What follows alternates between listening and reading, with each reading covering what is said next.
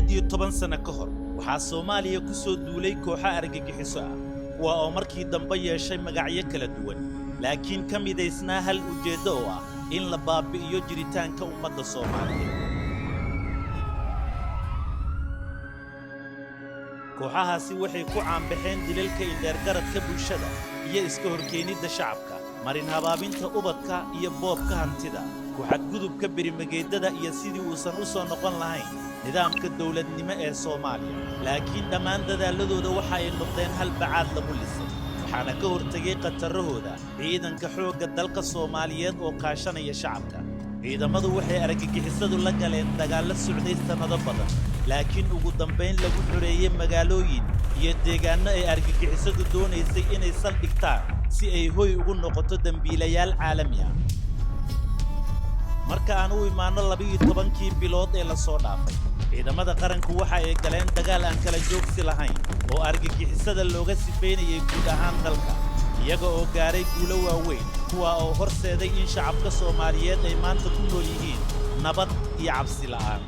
waxaad la socotaan bilihii la soo dhaafay waxaa socda howlgallo ka socda isla Shabeellaha Hoose oo dib argagixisada looga saaray deegaanadii ay soo galeen, halka oo dabcan boqolaal maleeshiyada lagu dilay, ayadoo waliba cadawgu ay isku dayeen in deegaanadaas ay ka sameeyaan godad underground ah oo aad u adag, ay isku dayeen inay diyaariyaan ilaa 6-7 gaari oo qarax ah si ay ciidamada dabcan weerarka ahaa oo deegaanada ka xureynaya cadawga ay ugu hakiyaan weeraradooda. laakiin dhammaan waxa soo dhan ciidamada oo dabcan si aad iyo aad u wanaagsan u abaabulnaa way ka gacan sareeyeen wayna ka guuleysteen.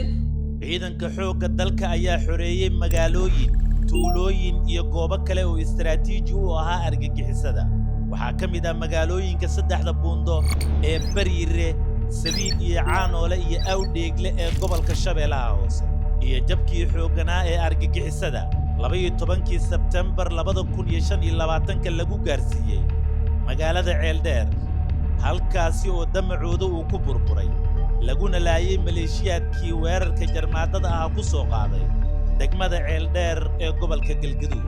laga soo bilaabo sanadkan bilowgiisii February ilaa Maayo hadda tirada cadawga laga naafeeyay ee la hayo rikoorkeeda ayaa ka badan kii 2 sano ka horeysay lagu dilay. waxaa duqeymo la geystay 220 duqeymo ayaa waxaa laga geystay inta u dhaxaysa Jubbada Hoose oo dhinac u xigta ilaa Bariga Mudug ilaa iyo buuraha maartay Sanaag iyo Bari gobolka Bari.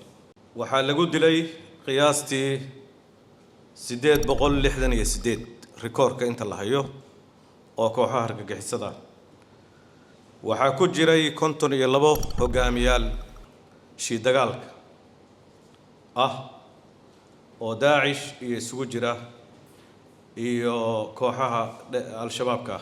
ciidamada xoogga dalka waxa ay maanta ku jiraan marxalad cusub oo lagu sameynayo dib u habeen ballaaran si loo hormariyo tayada, hufnaanta iyo awoodda difaaca ee qaranka. qorshahan ayaa ah mid lagu hirgelinayo xeer madaxweyne ee lambarkiisu ahaa 238 ka oo qeexaya hanaanka saxda ah ee dib u habeynta ciidamada qalabka sida. dib u habeynta ciidamada waxaa barbar socday dadaalo lagu hormarinayo tababarka ciidamada, tayada hogaaminta iyo awoodda farsamo si ciidamadu ay u noqdaan kuwa si buuxda uga jawaaba falalka argagixisada. wasaaradda gaashaandhiggu waxay had iyo jeer ku dadaalaysaa sidii ciidanka xoogga dalka Soomaaliyeed ay u heli lahaayeen hub, qalab iyo tababaro joogto ah oo lagu horumarinayo xirfadahooda, iyo sida loo abuuri karo warshado uu dalku leeyahay oo awood u leh daboolidda baahiyaha agabka ciidanka qaranka. si kasta oo ay u jiraan caqabado badan, haddana ciidanka xoogga dalka Soomaaliyeed kama labayn doonaan sii wadida dagaalka ka dhanka ah khawaarijta. geesiyaashu waxay naftooda u hurayaan har iyo habeen difaaca shacabka iyo xoreynta dalka. Soomaaliya waxay ku socotaa wadadii nabadda, horumarka iyo ka xoroobidda cadawga argagixisada. guulaha ay ciidamada qalabka sida ka gaareen dagaalka argagixisada waxay ka marqaati kacayaan in kooxahaasi aysan mustaqbal ku lahayn geyiga Soomaaliyeed.